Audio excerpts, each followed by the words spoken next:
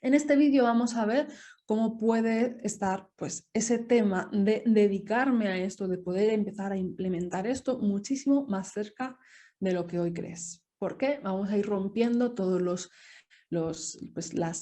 arquetipos, ¿no? Los arquetipos o sí, los estereotipos que tenemos de las cosas que se hacen y vamos a ver cuántas cosas se pueden crear desde cero que ayudarían un montón a mucha gente. Vamos a ello, pues de nuevo, bienvenido a este vídeo número 2, bienvenida. Estoy segura de que esta sesión te va a encantar y que te va a dejar al menos con la sensación que a mí me genera, que es ilusión, posibilidades y libertad. Una de las cosas que más me ilusiona es la gran expansión que está teniendo el mindfulness en el mundo, en tantas áreas, ¿no? Salvando el tema de lo que hablamos, de la expansión del Mac Mindfulness. El Mac Mindfulness pues es este tipo de mindfulness que se enseña cuando muchas veces con muy poca formación o una formación muy superficial, algo introductorio, un curso de fin de semana, un curso, pues un cursito, de repente ya pues nos lanzamos a enseñar cuando en realidad no hay verdaderamente un buen sustento. No hay realmente, no se tiene suficiente comprensión y estudio sobre las bases, sobre los procesos psicológicos a los que llevamos a las personas cuando están meditando, etc. Y entonces se queda todo como muy en la superficie, muy baladí, muy, pues, estar en el momento presente, respirar y ya está. Entonces, eso suele quedar como flojo, no da los resultados y es lo que se llama pues el Mac Mindfulness, ¿no? Que tiene que ver con el concepto este de fast food, de tratar de conseguirlo todo rápido y tratar de, pues eso, tanto de prometer a los demás, pues de repente pues pensar que haciendo algo de forma superficial van a llegar grandes resultados, ¿no? Y eso no va a ocurrir ni en tus alumnos ni en uno mismo para ser instructor. Entonces, bueno, pues todo este auge, hay un auge muy profesional de cosas muy potentes que se pueden hacer y luego también está obviamente este auge del Mac Mindfulness, del cual te pediría por favor que no participes de eso porque nos hace daño, ¿no? Hay que saber bien cuáles son las limitaciones. Pero mira, el mindfulness ha llegado en este auge bueno, en este auge profesional, el mindfulness está llegando a formar cuerpos de seguridad como el ejército, la policía y también el personal sanitario. De hecho, en esta pandemia vemos aquí abajo una captura de pantalla de un vídeo que se publicó en El País de hospitales que han tenido como ritual todos los días en ambulatorios y tal, hacer prácticas de compasión, porque las prácticas de mindfulness combinadas con compasión nos ayudan a no quemarnos emocionalmente cuando estamos en contacto con el sufrimiento de los demás, a mantener una buena motivación, pero sobre todo a protegernos emocionalmente. Nos ayudan a no volvernos fríos emocionalmente por acostumbrarnos a ver tanto sufrimiento y a la vez a no quemarnos.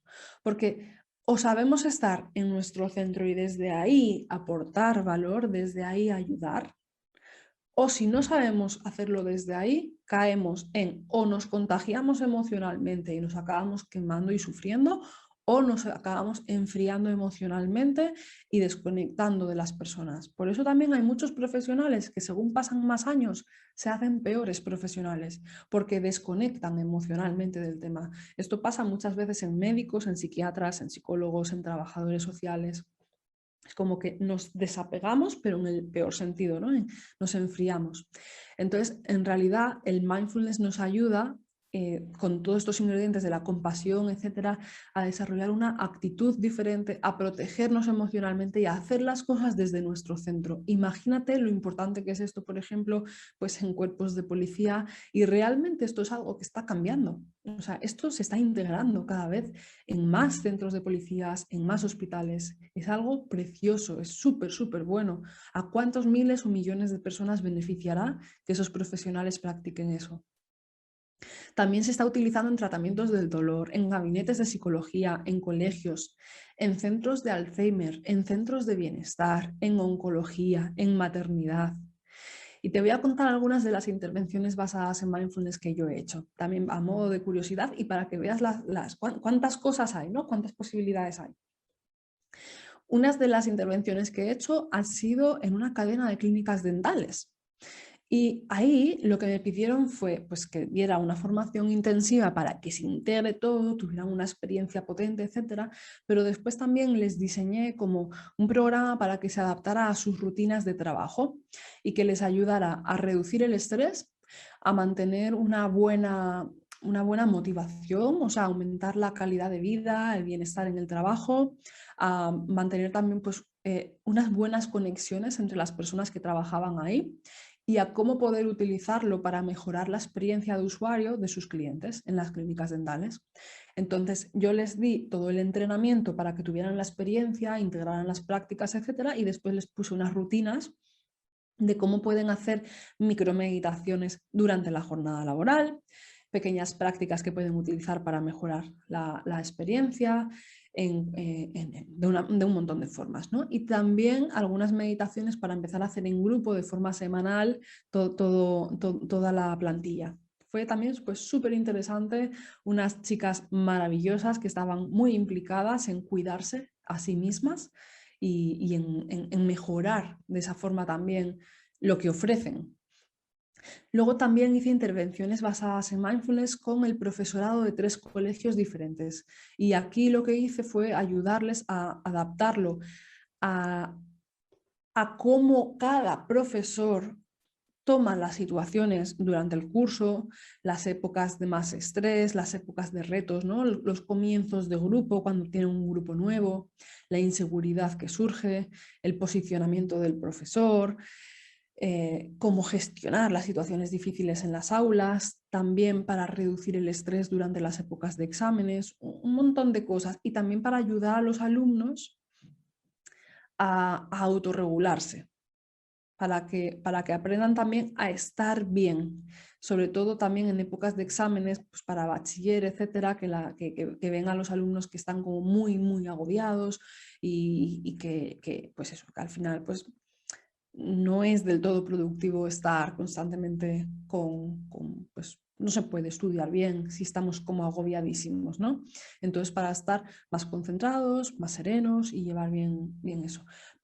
Y de hecho también les di como rutinas de cómo ir integrando un ambiente más mindful en las aulas con pequeños ejercicios que invité pues a todo el profesorado a ir aplicando.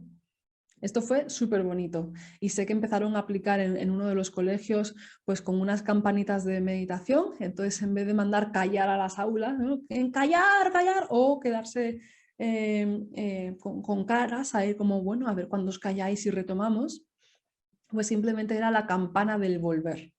Y los profesores tenían en su mesa una campana, unos platillos de meditación y ese sonido significaba respirar, escuchar el sonido hasta que el sonido cese y retomar.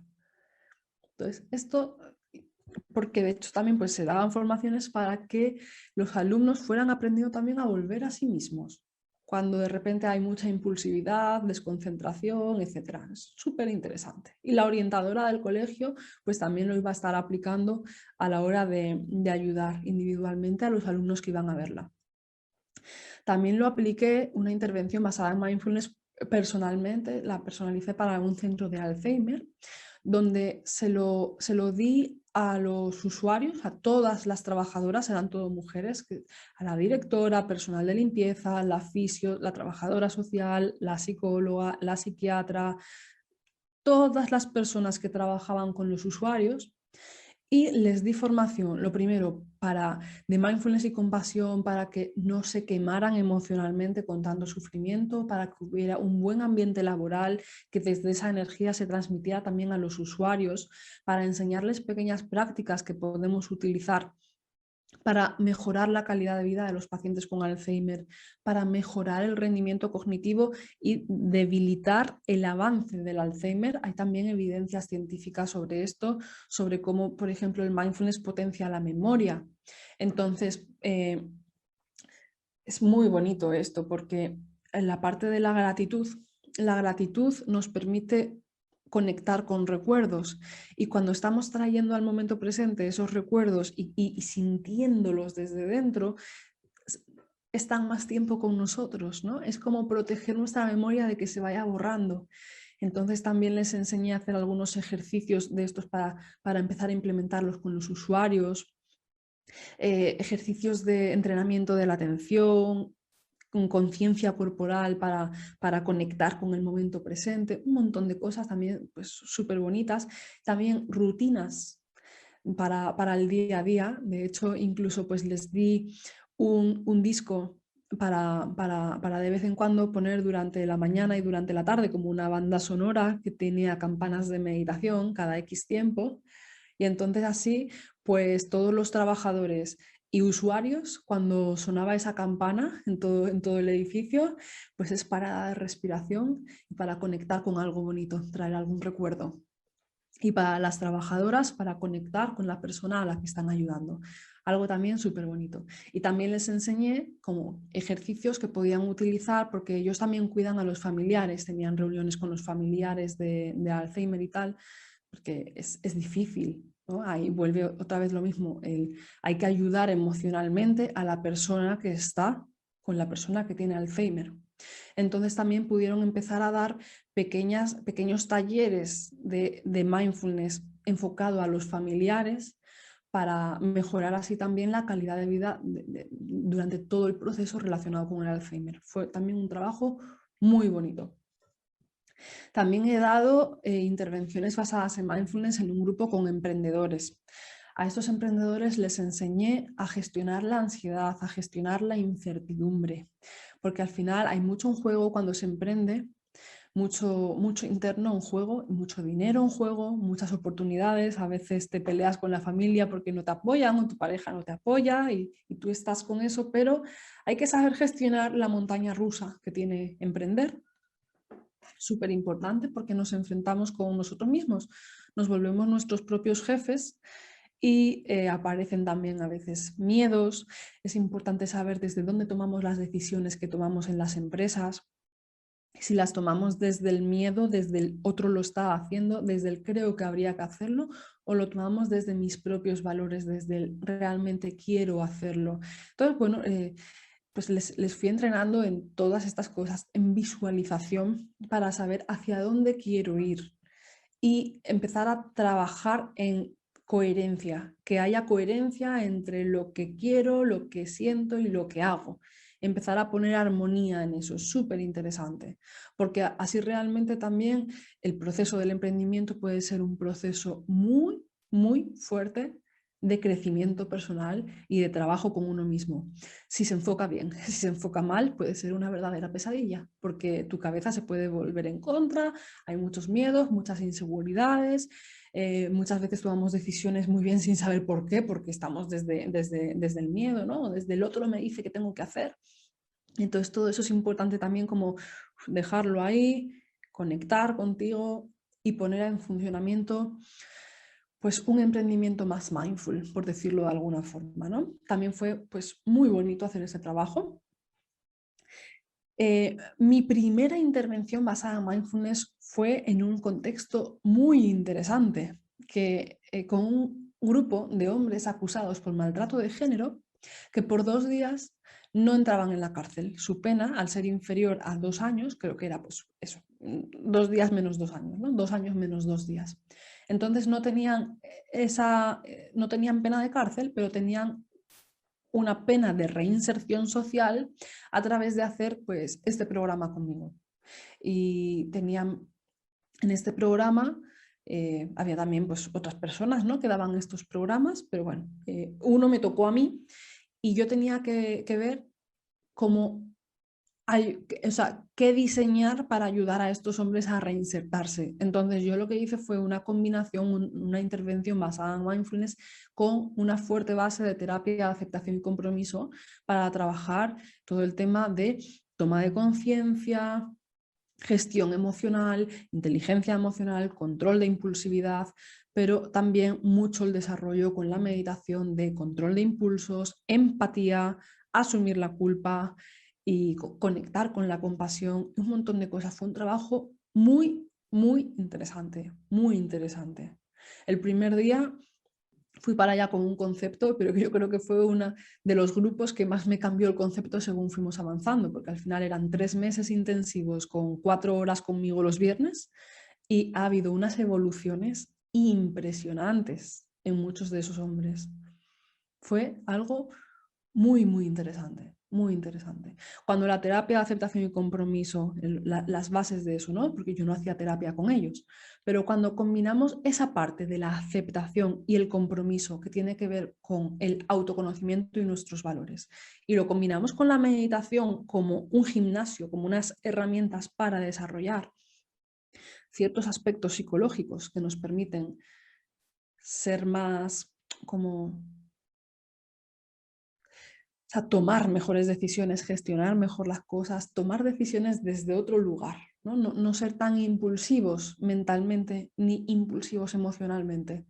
Realmente, entonces empezamos a ser más libres, porque a veces nuestra historia nos genera como tendencias automáticas, pero cuando entrenamos nuestra mente a permanecer aquí, podemos empezar a soltarlas y ahí es donde se abren nuevas oportunidades en nuestra vida de decir, yo ya no voy a reaccionar de esa forma. Y muchos de estos hombres cambiaron con eso. A mí me emocionaron muchas veces, la verdad. Me marchaba a casa con una sensación increíble. Y bueno, veis que ¿quién hubiera dicho que en estas situaciones se iba a integrar la meditación y el mindfulness, verdad? Es que, como digo, esto no ha hecho más que comenzar. También trabajé con una intervención basada en mindfulness en una asociación de trastorno bipolar, porque en el bipolar es muy importante tomar conciencia de cuándo surge un estado emocional para aprender a tomar conciencia y no irme con él. ¿Por qué? Porque si no en el trastorno bipolar emocionalmente pues estamos mal y vamos ya cuesta abajo y sin frenos, o empezamos a estar bien y nos vamos para arriba y sin frenos. Entonces el mindfulness aquí ayuda a tomar conciencia de nuestro estado emocional, pero tratar de permanecer ahí. Entonces fue también un trabajo muy interesante para prevención de recaídas, prevención de crisis. Obviamente ese trabajo, aunque sea de mindfulness, pues enfocado a gente con trastorno bipolar, es más interesante que lo haga alguien que tenga conocimientos en psicología, obviamente. Y si no, hay que saber en qué límite uno se queda o no se queda, ¿no? Y también, por ejemplo, este trabajo con esta asociación, la forma de cobrarlo fue a través de una ayuda social, que esto es muy interesante también para que sepáis cómo muchas veces se pueden cobrar ciertas cosas. Las asociaciones, cuando tú presentas un programa que dices, vale, pues yo trabajo, sé hacer trabajo de intervenciones basadas en mindfulness enfocadas a la regulación emocional, y eso puede beneficiar, por ejemplo, a gente con trastorno bipolar, a gente con este otro problema, pues puedes ir a esas asociaciones, presentar el programa y la asociación que ve que es interesante poder ofrecer eso a sus usuarios, pide las ayudas. Las asociaciones reciben X dinero todos los años. Entonces así te pagan a través de las ayudas, te paga la asociación y no lo pagan los usuarios. De hecho, también las que di en los colegios eran colegios públicos y también fueron a través de ayudas. Luego pueden ser colegios privados que directamente pagarían ellos. O sea, hay como diferentes formatos en esto para poder también cobrar por estas intervenciones basadas en mindfulness. Luego vamos a ver algunas de ellas también. También la Cruz Roja me llamó para dar una formación de mindfulness para mujeres maltratadas que estaban en proceso de reintegrarse en el mercado laboral con todo lo que esto conlleva, ¿no? De inseguridad, etcétera. Y siempre que pienso en el mindfulness deseo que haya más oncólogos que puedan proporcionar estos métodos a los pacientes durante la quimio, durante el proceso de lucha contra el cáncer, miedo a las recaídas, incluso en la preparación para una muerte con la mayor plenitud posible. Y siempre que digo en este caso oncólogos, me refiero no solo a médicos, sino a personas que puedan aportar valor a las personas durante todo lo que tiene que ver con el proceso del cáncer. Porque pueden ser oncólogos, coaches, enfermeras, psicólogos o simplemente usuarios que han pasado por todo eso y que pueden dar una formación basada en mindfulness de acompañamiento emocional, o sea, de entrenar Las meditaciones, por ejemplo, de mindfulness y compasión, o el ACT Dharma que enseñamos en el máster, esto lo vamos a explicar en la siguiente clase, cómo es nuestra metodología que combina esta parte de aceptación y compromiso, que es súper importante. De hecho, la aceptación y compromiso en estos procesos es muy potente y ha demostrado muchos resultados, ¿no? Porque empodera mucho y ayuda a tomar decisiones desde el centro, no desde las emociones. Y a la vez con el mindfulness nos ayuda incluso a cuidar la salud, a no quemarnos emocionalmente, a ser dueños de nuestras emociones, a permitirnos sentir desde un lugar de paz. Entonces es súper interesante. Y realmente en ese tipo de intervenciones no hace falta ser psicólogo, no hace falta ser médico, hace falta tener una formación de mindfulness, de formación de cómo se hacen intervenciones basadas en mindfulness de una forma adecuada. Y entonces desde ahí podemos ofrecer eso. De hecho, en psicología nos estudia cómo se hacen intervenciones basadas en mindfulness. Entonces es interesante todo lo que se pueden hacer en estas áreas.